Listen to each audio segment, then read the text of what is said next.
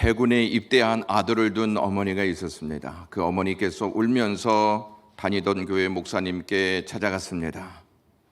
우리 아들이 전사했습니다. 마음씨 착하고 신앙생활 잘 하던 그 아들이 말입니다. 목사님도 잘 아시지 않습니까? 그놈 하나만 믿고 살았는데 이제 저는 어떻게 살아야 합니까? 그나마 다행인 것은 제 아들이 천국에는 간 것 같습니다 라고 했습니다. 목사님은 정말 안 되셨네요. 그래서 어쩌다가 아들이 전사했다고 합니까? 해군에서 전사 통지서가 왔던가요? 이렇게 다시 물었습니다. 어머니는 그런 건 잘 모르겠습니다. 오늘 편지 한 통을 받았는데 어머니, 저는 지금 지중해를 떠나 나폴리에 와 있습니다. 머나먼 이곳은 천국입니다. 사람들도 다 천사 같고 다시 돌아가고 싶지 않을 만큼 너무 좋은 천국입니다 라고 쓰여 있는 것이 아니겠습니까? 지금 제 아들은 천국에 있겠네요, 이렇게 말하는 것이었습니다. 여기서 한바탕 웃으셔야 하는데 무슨 의미인지 잘 모르시는 분은 잘 안 웃을 것 같습니다. 웃은 이야기이지만 우리의 천국관을 그대로 대변해 주고 있지 않은가 싶습니다.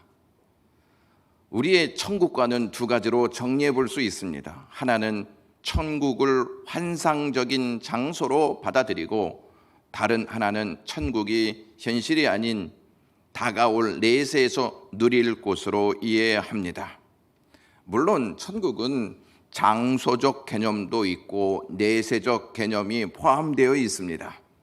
그러나 주님이 주신 하나님의 나라는 내세뿐만 아니라 분명 지금 우리가 살아가고 있는 이 현실에서 누리라고 주신 것입니다. 믿습니까? 아멘은 했지만 지금 우리의 현실에서는 천국을 누릴 수 있는 상황이 아닙니다. 우리의 형편에서는 하나님의 나라를 누릴 수 있는 경황이 없습니다. 우리의 형편을 보면 지옥과 같은데 어떻게 천국을 누릴 수 있냐 하는 것입니다 라고 말하시는 분도 있을지 모르겠습니다. 우리의 현실은 천국을 생각할 틈도 없이 바쁘고 경황이 없는 것은 사실입니다. 천국을 주신 주님은 이 땅에서 어떠한 삶을 사셨을 것 같습니까? 천국의 삶을 사셨을까요? 아니면 천국의 삶을 잠시 접어두고 상황에 따라 반응하며 사셨을까요? 육신을 입고 이 땅에 오신 주님은 천국의 삶을 사시면서 어떠한 삶이 천국을 누리는 삶인지 직접 보여주시고 알려주셨습니다. 우리가 현실에서 천국의 삶을 누리기 위해서는 먼저 주님이 어떠한 상황에서 우리에게 천국을 말씀하셨는지, 어떠한 마음으로 우리에게 천국을 주셨는지, 어떠한 상황에서 천국을 우리에게 알려주셨는지 깊이 묵상해야 합니다. 주님은 우리에게 하나님의 나라를 주시기 위해 육신을 입고 이 땅에 오시기로 결정하셨습니다. 주님이 오신 이 땅은 하나님과 원수된 자들이 자기 멋대로 사는 곳이었습니다. 하나님의 나라와는 정반대되는 삶을 살아가는 곳이 이 땅이었습니다. 쉽게 말씀드리면 평화가 상실된 곳, 이곳에 주님이 오셨습니다. 평화가 사라진 역사는 에덴 동산까지 거슬러 올라가야 합니다. 선악과를 따먹으면 반드시 죽으리라 말씀하신 하나님의 말씀을 듣고도 아담과 하와는 뱀의 거짓말을 듣고 선악과를 따먹음으로 진리를 외면했습니다. 진리를 외면한 순간 하나님의 평화가 깨지고 하나님과 인간과의 평화가 깨지고 아담과 하와의 관계에 있어서 신뢰가 깨져 버렸습니다. 그 결과로 불화가 시작되었습니다. 불화는 가인과 아벨 사건으로 더더욱 두드러지게 나타났습니다. 형 가인이 동생 아벨을 돌로 쳐 죽임으로 불화가 더욱 현실화되었습니다. 그들의 불화는 하나님께 제사하다가 벌어진 사건이었습니다. 하나님께서 가인의 제사를 받지 않으심을 가인이 알고 분노하였습니다. 그리고 그 분노를 아벨에게 쏟아붓기로 작정했습니다. 그것을 아신 하나님께서 가인을 찾아가셔서 창세기 4장 6절에서부터 7절에 내가 어찌해서 화를 내느냐, 내가 무엇 때문에 얼굴을 찡그리느냐, 내가 옳은 일을 했다면 왜 내가 내 예물을 받지 않았겠느냐, 그러나 내가 옳은 일을 하지 않으면 죄가 내 문 앞에 도사리고 앉을 것이다. 죄가 너를 다스리고 싶어 하여도 너는 죄를 이겨야 한다라고 하셨습니다. 아버지 아담과 마찬가지로 가인 역시 하나님의 말씀을 들었음에도 불구하고 자기의 분에 못 이겨 동생 아벨을 돌로 쳐 죽이는 비극적인 사건을 저질렀습니다. 이 사건으로 가인은 인류 최초의 살인자라는 비운의 사람이 되고 말았습니다. 사탄은 거짓으로 아담과 하와의 마음에서 진리를 빼앗아 갔고 그로 인하여 불화하게 하여 평화를 깨뜨려 버렸습니다. 평화가 깨진 여파로 세상은 날이 갈수록 악이 기승을 부리고 그 힘은 더 거대하게 커져가고 있습니다. 그 중에 하나가 나라마다 각종 실종 사건들로 골머리를 앓고 있다는 사실입니다. 사고로 인한 실종, 전쟁으로 인한 실종, 유괴로 인한 실종, 유기로 인한 실종 등 여러 종류의 실종 사례가 보고되고 있습니다. 실종자 가족들은 얼마나 애가 끓는 마음으로 돌아오기만 간절히 기다리고 있겠습니까? 나라마다 실종 사건이 얼마나 많이 발생하고 있으면 세계 강제 실종 희생자의 날이 제정됐겠습니까? 2018년 8월 30일은 강제로 실종된 사람들을 기억하는 세계 강제 실종 희생자의 날로 제정되었습니다. 여러분도 거리를 지나시다 보면 한 번쯤 보았을 내용인데요. 1999년 2월 13일 밤 10시경 경기도 평택시 도일동 하리마을에서 당시 송탄 여자고등학교 3학년이었던 송혜희 양이 실종되었습니다. 1981년생이었던 그는 만약 생존한다면 현재 나이는 40세가 넘는 것으로 추정하고 있습니다. 송혜희 양의 가족들은 하루하루 애타게 기다리면서 고통의 나날을 보내고 있을 것입니다. 왜 이렇게 세상은 실종 사건이 많이 일어나고 있는 것일까요? 근본 원인이 무엇 때문이라고 생각하십니까? 평화가 실종되었기 때문입니다. 평화가 실종된 세상은 사람을 실종시키는 장소로 돌변하였습니다.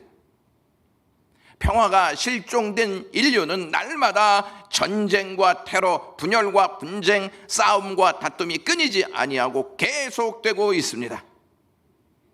요즘은 우크라이나와 러시아의 전쟁으로 미국과 러시아, 나토와 러시아로 인해 신냉전 시대가 펼쳐졌습니다. 평화가 실종된 세상은 소망 둘 곳이 없습니다. 화평이 실종되었기 때문에 가정도 공동체도 사회도 국가도 세계도 불화로 시달리고 있습니다. 불화는 곧 시한폭탄 같아서 언제 어디서 어떻게 터질지 모릅니다. 아담과 하와를 유혹한 사탄은 어부가 되어서 세상에 계속 불화의 그물을 던져 사람을 끌어올리고 있고 불행이라는 배에 실어 저주의 항구로 끌어가고 있습니다. 불화로 저주의 항구로 끌려가는 세상에 주님이 오셔서 하나님의 나라를 주시고 하나님의 나라의 삶을 사셨습니다. 주님은 오늘 본문에 화평하게 하는 자는 복이 있나니 하나님의 아들이라 일컬음을 받을 것임이라 라고 말씀하셨습니다. 하나님의 나라는 화평을 이루고 화평을 이루는 곳, 그곳이 하나님의 나라입니다. 화평이 없는 곳은 하나님의 나라라 말할 수 없습니다. 아담과 하와가 진리를 외면하고 등을 돌려 화평을 깬 이 세상에 진리이신 예수 그리스도가 오셨다는 사실은 놀라운 소식이 아닐 수 없습니다. 원수된 자들과 평화를 이루기 위해 예수 그리스도가 오셨기 때문입니다. 평화는 먼저 손 내미는 자가 있어야 합니다. 손을 내미는 자가 없으면 평화는 결코 성사되지 않습니다. 아이들이 장난을 치다가 접시나 잔을 떨어뜨려 깨뜨렸을 때 부모는 자녀에게 다치니까 움직이지 마, 가만히 있어야 해 라고 말한 후에 깨진 것을 다 부모가 치웁니다. 이와 같이 하나님은 하나님의 말씀을 불신하여 하나님과의 관계를 완전히 깨뜨려 버린 인간에게 찾아오셔서 깨진 관계를 회복하시기 위해 먼저 사랑의 손을 내미십니다. 아담과 하와가 하나님의 말씀을 외면한 순간 두 평화가 깨져버렸습니다. 하나님과의 평화가 깨져버렸고 인간과의 평화가 깨져버렸습니다. 이 문제를 해결하기 위해서 하나님께서는 인간의 몸을 입고 이 땅에 찾아오셨습니다. 하나님이 인간의 몸을 입고 오시지 않으면 하나님과의 평화, 인간과의 평화는 결코 해결될 수 없습니다. 다시 한번 생각해 보겠습니다. 하나님께서 인간의 몸을 입고 오셔서 평화의 관계를 이루시고자 하신 대상들이 어떠한 사람들입니까?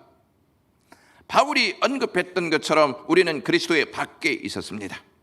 외인이었었고 소망이 없었고 하나님도 없는 자였습니다. 우리는 죄로 말미암아 하나님과 원수되어서 하나님께 버림받은 자들이었습니다. 그러한 우리와 화평을 이루기 위해서 하나님께서 육신을 입고 이 땅에 찾아오셨습니다. 하나님은 육신을 입고 이 땅에 찾아오신 것으로 끝내지 않으시고 우리가 지은 죄를 해결하시기 위해 십자가에 오르셔서 돌아가셨습니다.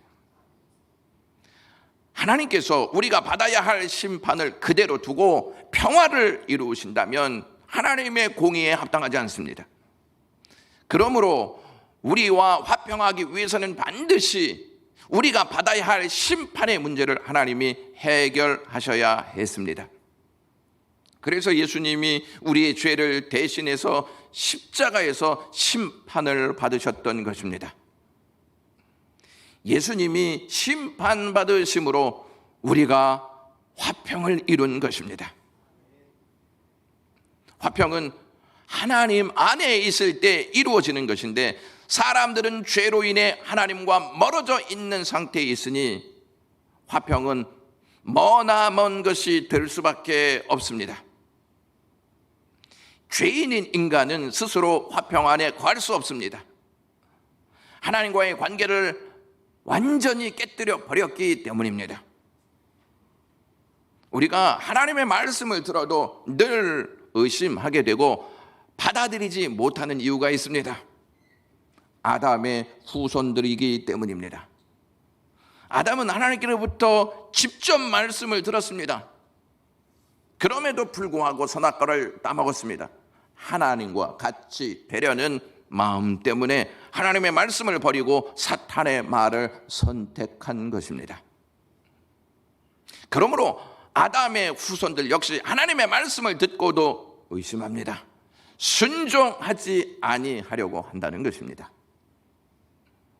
예수님께서 7번째로 말씀하신 화평하게 하는 자는 복이 있나니 하나님의 아들이라 일컬음을 받을 것임이라 라고 말씀하신 이 말씀을 예수님이 자신이 먼저 이루십니다. 예수님께서 우리와 화평을 이루시기 위해서 먼저 하나님께서 주신 말씀에 순종하여 그 길을 가십니다.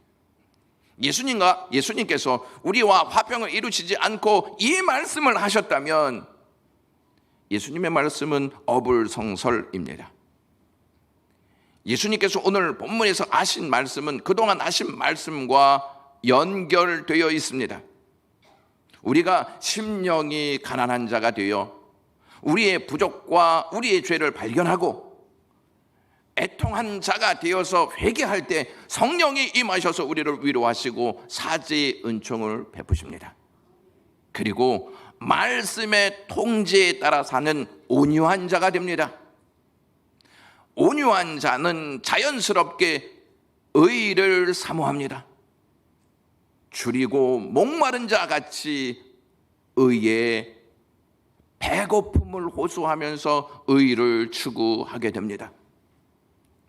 하나님의 의로 배부름을 얻는 자는 자신이 받은 은혜로 다른 사람을 긍휼히 여기는 자가 됩니다.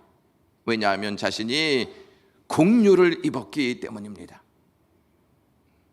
긍휼을 입었다는 말은 하나님의 은혜를 입었다는 말인데, 하나님의 은혜를 입은 자는 마음이 청결한 자가 됩니다. 그러므로 전에 보이지 않던 하나님의 임재와 섭리의 손길을 일상을 통하여서 체험하며 살게 됩니다. 한 걸음 더 나아가 적극적으로 평화 없는 인간 세상의 평화를 위해 일하는 사람이 됩니다. 오늘 말씀은 마음이 청결한 자는 복이 있나니라고 하신 말씀 다음에 나옵니다. 여러분, 평화는 어디서부터 시작된다고 생각하십니까? 평화는 마음에서부터 시작됩니다. 마음에 평안이 없으면 그 평화는 참되지 않습니다. 그러므로 마음이 죄에 사로잡힌 자는 결코 평화할 수도 없고 평화케 할 수도 없습니다. 마음이 청결하다 하는 것은 죄의 문제를 해결함 받아 하나님과의 관계가 회복되었다는 뜻입니다. 죄의 문제를 해결함 받은 자는 하나님과 화평하게 되고, 하나님과 화평하게 된 자는 화평하게 하는 자가 된다는 것입니다. 우리가 사는 세상, 우리가 사는 공동체에는 세 가지 종류의 사람이 있습니다. 첫 번째는 평화를 깨는 사람이 있습니다. 평화를 깨는 사람도 평화는 원합니다. 그래서 유익이 될 만한 사람과 서로 악수를 나누고 서로 돕는 협력 관계로, 동반자 관계로 평화 협정을 맺고 약속하기도 합니다. 그리고 자기의 이미지를 돋보이기 위해서 평화를 주장하기도 합니다. 그러다가 손해가 있거나 불이익이 있을 경우에는 양보는커녕 평화 협정을 깨버립니다.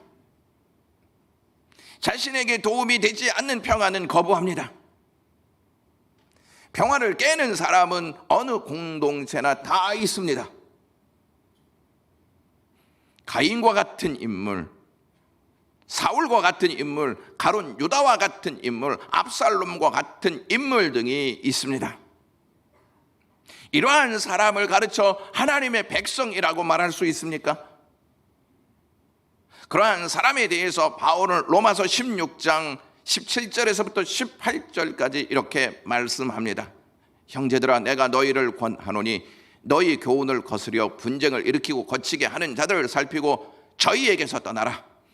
이 같은 자들은 우리 주 그리스도를 섬기지 아니하고 다만 자기 배만 섬기나니 공교하고 아첨하는 말로 순진한 자들의 마음을 미혹하느니라. 놀랍지 않습니까? 주님의 교회에도 이러한 사람들이 있다는 것입니다. 분쟁을 일으키는 사람들, 올무를 만들어 놓는 사람들, 아주 그럴듯한 말로 순진한 사람을 속이는 그러한 사람들이 있다는 것입니다. 성경은 그러한 사람을 가르쳐서 자기의 배만을 섬기는 사람이라고 명합니다. 다시 말씀드려서 자기 중심성이 그들의 신앙생활의 동기라는 말입니다. 그들은 교회 안에 있지만 하나님을 섬기는 사람들이 아닙니다. 자신들의 배를 섬기는 사람들입니다. 자기 배만을 위해 사는 사람은 반드시 평화를 깨고 맙니다. 하나님 나라의 백성은 결코 평화를 깨기를 원하지 않습니다. 두 번째 종류의 사람은 화평을 원하는 사람입니다. 화평을 원하는 사람은 항상 외부에서 무엇인가 화평의 조건이 맞추어져야 우리는 화평할 수 있다라고 생각하면서 사는 사람들입니다. 그러한 사람들은 늘 평화가 오기만을 기다리면서 때로는 평화를 위해 단체에 가입하여 일하기도 합니다. 정치에 참여하기도 하고 군대에 가서 나름 사명을 가지고 복무하기도 합니다. 때로는 평화를 위해 전쟁에 참전하기도 합니다. 이 땅의 대부분의 사람들, 교회를 다니는 모든 공동체의 일원들은 평화를 원합니다.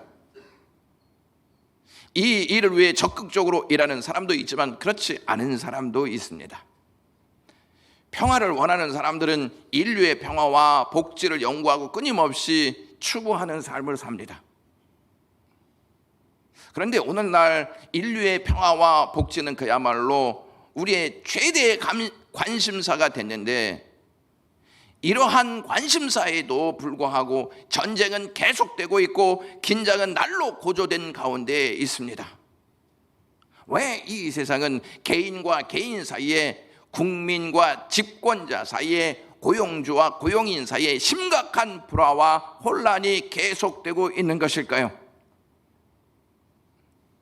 오늘날 평화를 위해 조직된 연합기구가 많습니다.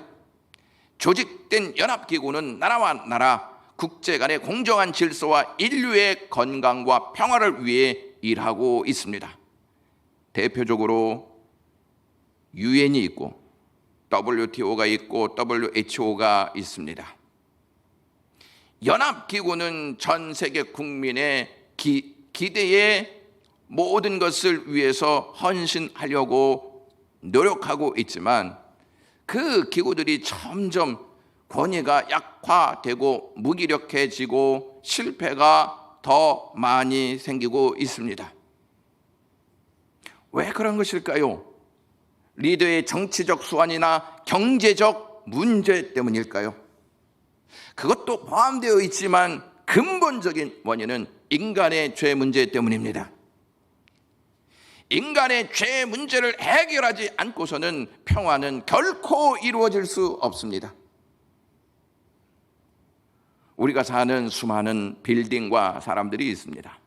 그러나 그 수많은 빌딩과 이웃들이 진정 이웃이 되지 못하고 불신과 경계와 경쟁의 대상으로만 존재하고 있습니다. 그래서 미국의 사회학자 데이드 리즈먼이라고 하는 교수가 군중 속에서의 고독을 호소했습니다. 현대인들의 최대의 비극 중에 하나는 서로가 마음과 마음이 통하지 않고 격리되어 살고 있는 데 있습니다. 평화가 실종된 이유 때문입니다. 사람은 평화를 원하고 있지만 현실 가능하지 않는 것은 자신의 내면에 화평을 이루지 못하는 이유가 포함되어 있습니다. 내면의 화평을 이루지 못하면서 주변적 화평을 이루려 하기 때문에 온전한 평화를 경험할 수 없는 것입니다. 내 안에서 근본적인 화평을 이루지 못하면 내 주변의 화평 역시 온전한 것으로 받아들일 수 없습니다.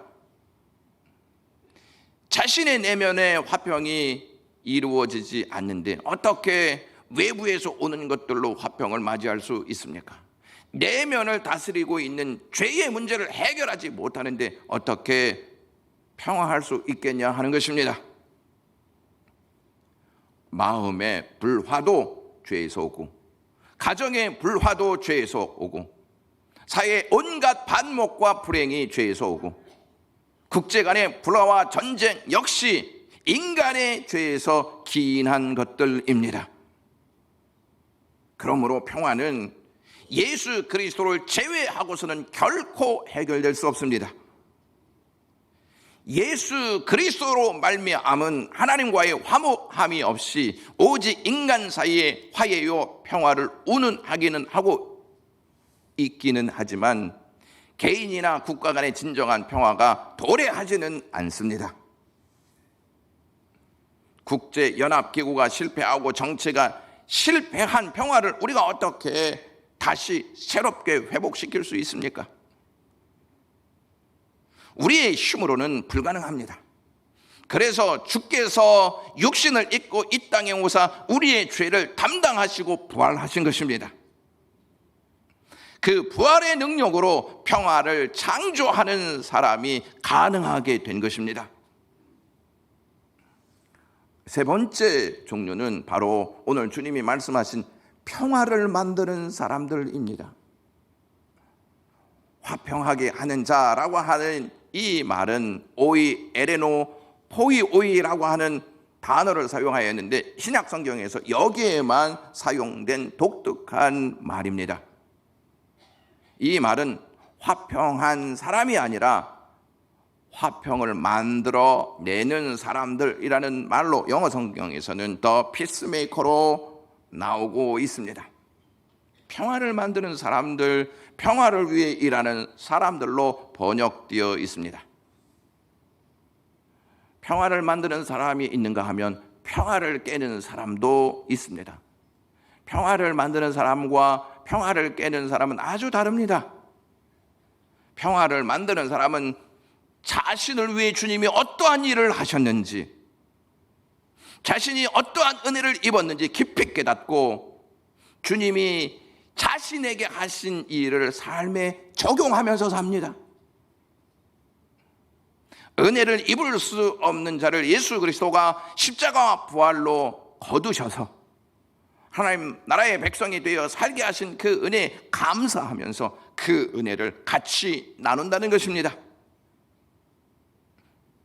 주님이 자신을 대해 주신 그 은혜로 이웃을 대하고 주님이 자신을 대해 주신 그 은혜로 공동체 일원들을 대합니다. 그래서 함부로 말하지 않습니다. 자기 주장을 고집하며 상대방과 맞서는 일을 즐거워하지 않습니다. 자신이 옳다는 것을 증명하려고 애쓰지 않습니다. 그러나 화평을 만드는 사람들은 진실을 말할 준비가 되어 있습니다. 화평을 만드는 사람들은 모든 갈등의 원인을 근본적으로 해결함으로써 진정 화평을 이루기 위해 하나님께 기도하며 순종하는 자세를 취합니다.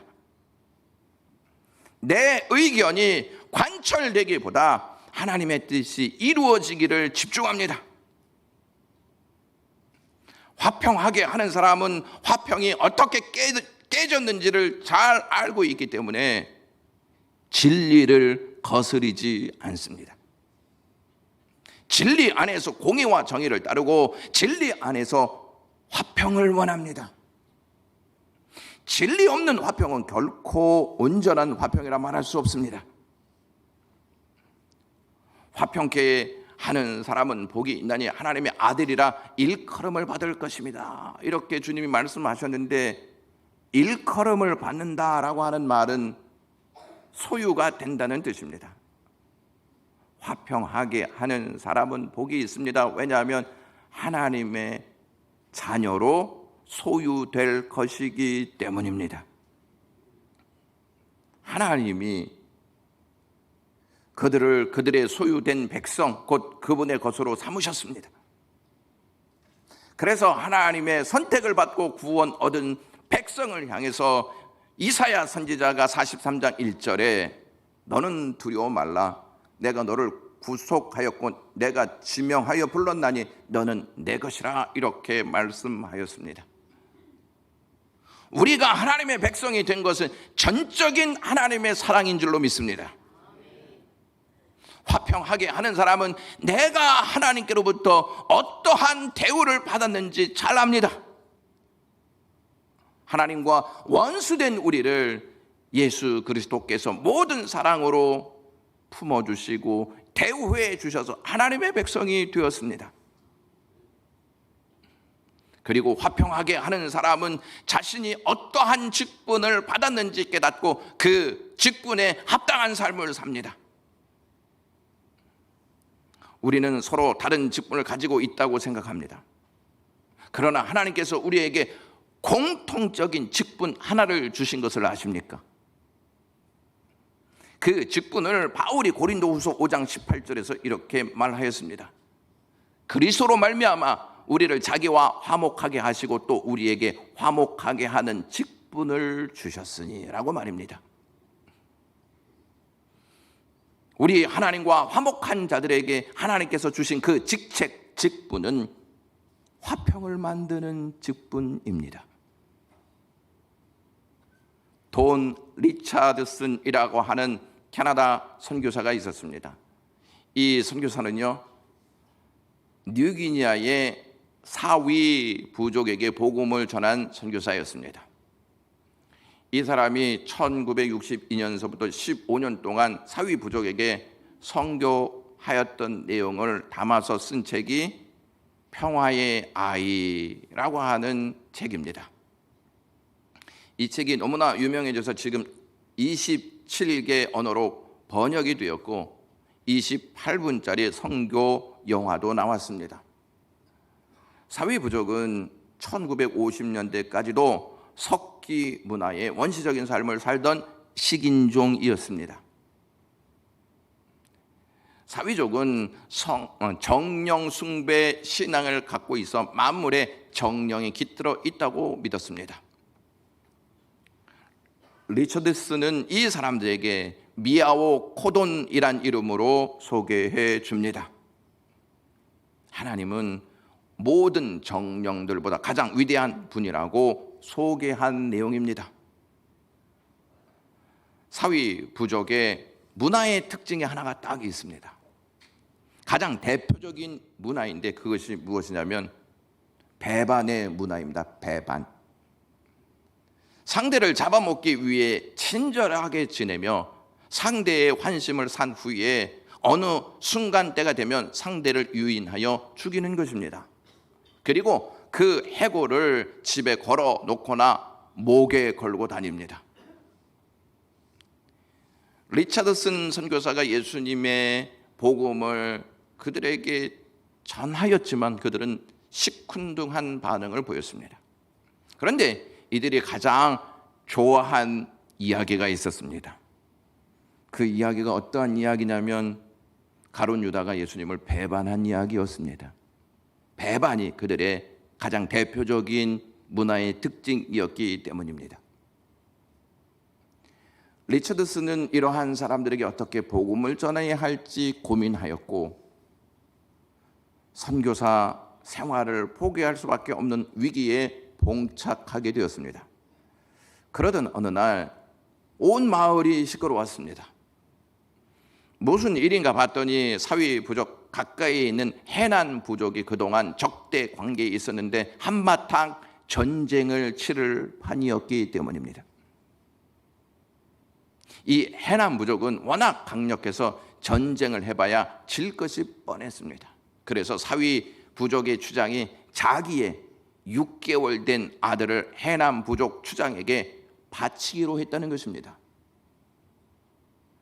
이렇게 바치면 그 아이가 살아있는 동안은 두 부족 간의 평화가 유지된다는 것입니다. 그리고 오늘 이 두 부족 간의 평화 조약을 체결하는 날이어서 바깥이 이렇게 시끄럽다는 것입니다. 그들의 의식에는 우리는 서로 믿을 수 없지만 가장 사랑하는 막내 아들을 상대방에게 내준다면 그때야 서로 믿으면서 살 수 있다는 개념이 자리 잡고 있었습니다. 리처드슨은 그 이야기를 듣는 순간 그리스도의 복음과 이들이 가지고 있는 문화 사이에 놀라운 접촉점을 발견하였습니다. 그리고 이 사건을 통하여서 그는 이렇게 전도하기 시작하였습니다. 여러분, 이제 여러분의 아들을 가슴 아프게 화해의 아이로 내어줄 필요가 없습니다. 하나님께서 이미 자기의 아들을 화해의 아이로 이 세상에 주셨기 때문입니다. 이 아이는 연약하여 병들거나 죽지 않습니다. 여러분의 평화는 깨어질 필요가 없습니다. 내가 전하는 예수 그리스도가 바로 평화의 아이입니다. 이렇게 전도했더니 사위 부족들이 쉽게 복음을 받아들이고 예수 그리스도 안에 사는 역사가 일어났다고 합니다. 화평은 오직 복음이 이룹니다. 우리에게 평화의 아들로 오신 예수 그리스도, 하나님과의 진정한 화목을 이루시기 위해서 이 땅에 오신 예수 그리스도께서 하나님과 우리 사이에 막힌 담을 헐어주셨습니다. 하나님과 화해하도록 만든 분이 평강의 왕이신 예수 그리스도이십니다. 이 복음을 전파하며 살고 이 예수 그리스도를 전하며 살 때에 우리는 화평케 하는 자들로 살 수 있습니다. 이 땅에서 하나님의 나라를 누리고 싶다면 예수 그리스도로 삶을 누려야 합니다. 그것이 천국의 삶이기 때문입니다. 기도하겠습니다. 고마우신 주님, 오늘도 천국의 삶을 알려주셔서 감사합니다. 화평하게 만드는 일에 쓰임받을 수 있는 하나님 나라 백성들 되게 하옵소서. 예수 그리스도의 이름으로 기도드리옵나이다.